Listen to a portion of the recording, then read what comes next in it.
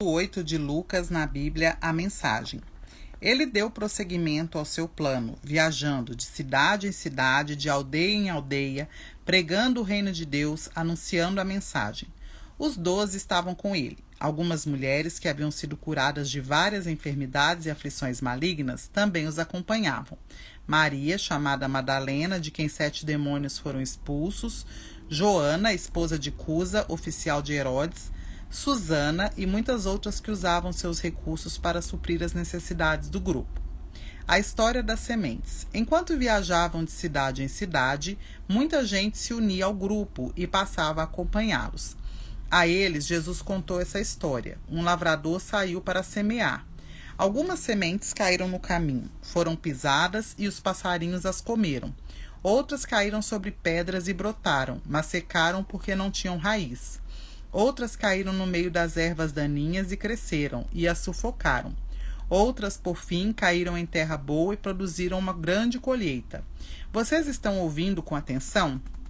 Os discípulos perguntaram: qual o sentido dessa história? Ele disse: vocês já ouviram bastante a respeito do reino de Deus. Conhecem as suas verdades, mas há quem precise ouvir essas histórias, mesmo que nem sempre as entendam.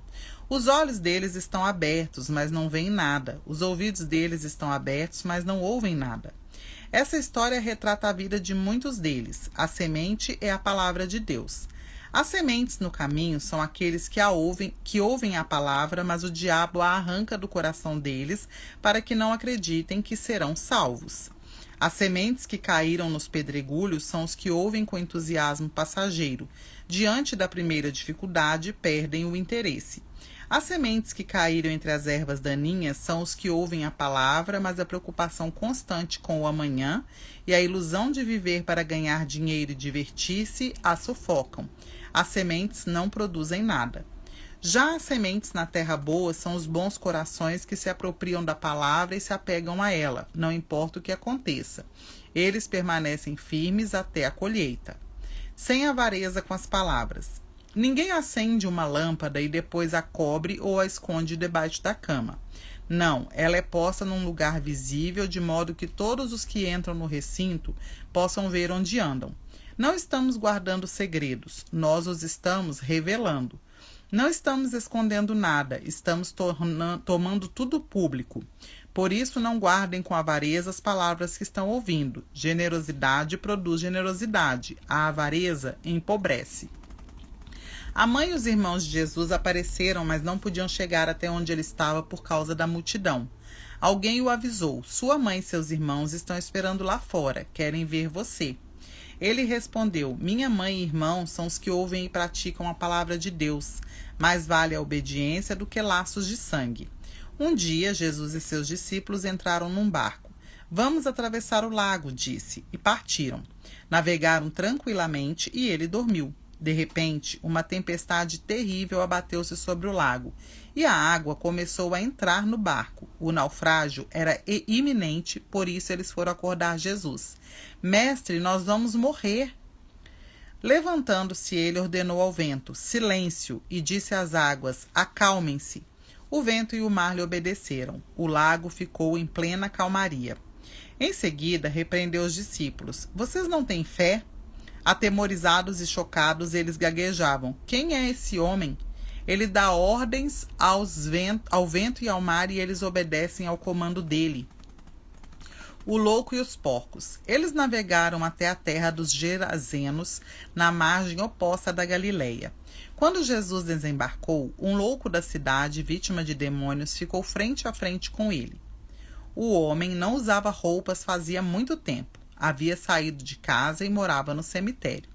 Quando viu Jesus, caiu diante dele gritando: o que queres comigo?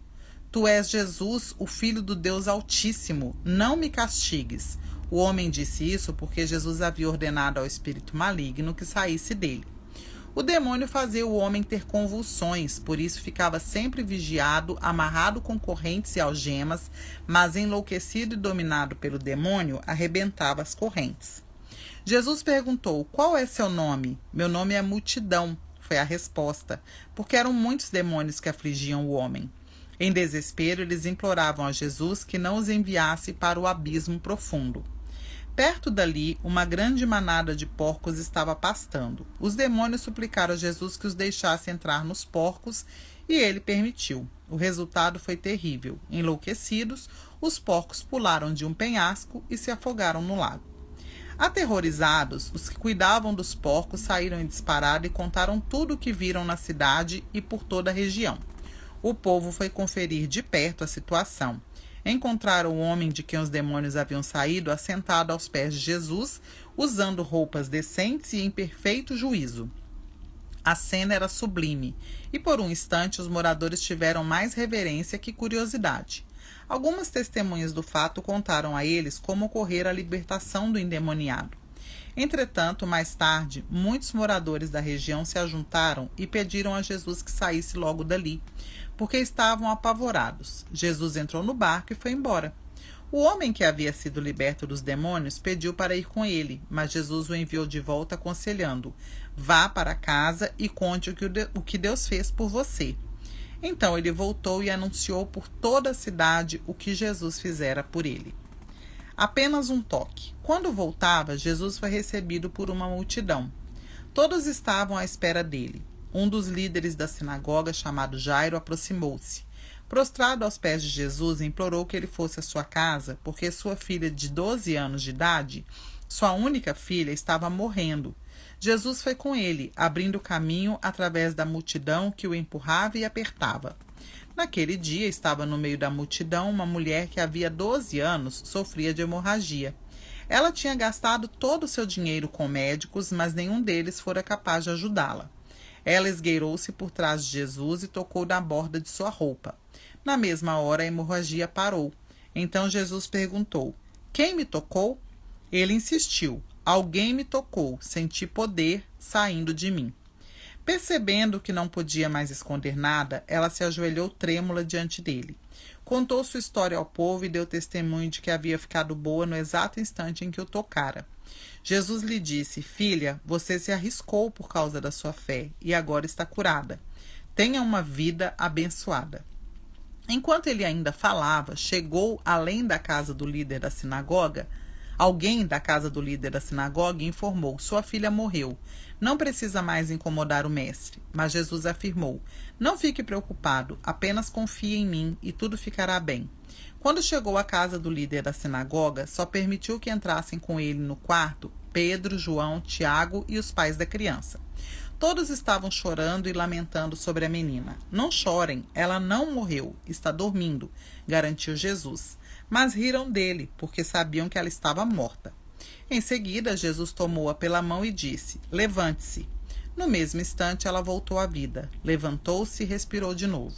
Jesus aconselhou os pais que dessem a ela algo para comer. Eles estavam assombrados, mas Jesus pediu segredo: não digam a ninguém o que aconteceu aqui.